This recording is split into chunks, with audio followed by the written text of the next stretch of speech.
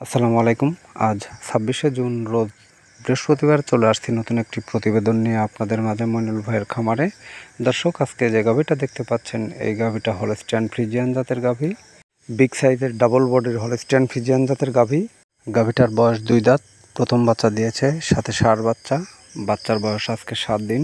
গাভীটা যদি কেউ নিতে চান সকাল বিকাল দুধ দহন করে তারপরে দাম দর করে নিতে পারবেন।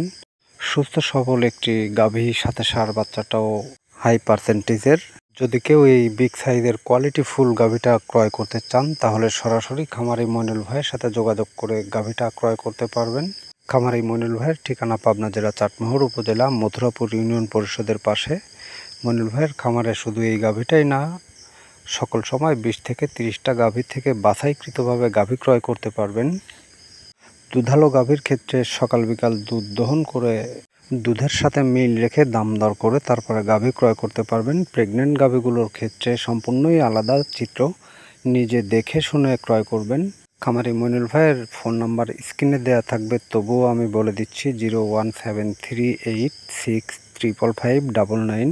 দর্শক, আপনারা দেখতেই পাচ্ছেন গাভীটা বিশাল সাইজের ডাবল বডির গাভী। গাভী ও বাচ্চা সম্পূর্ণরূপে সুস্থ আছেন।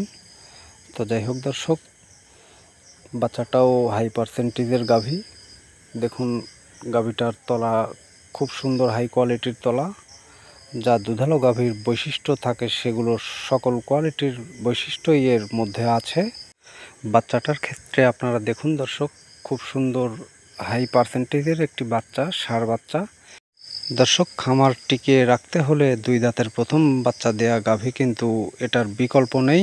তো যাই হোক দর্শক, এ সকল কোয়ালিটির গাভী যদি নিতে চান তাহলে সরাসরি খামারি মইনুল ভাইয়ের সাথে যোগাযোগ করে নিতে পারবেন। আমি আবারও বলে দিচ্ছি, খামারি মইনুল ভাইয়ের ঠিকানা পাবনা জেলা চাটমোহর উপজেলা। ফোন নাম্বার স্ক্রিনে দেওয়া আছে, তবুও বলে দিচ্ছি 01738655599।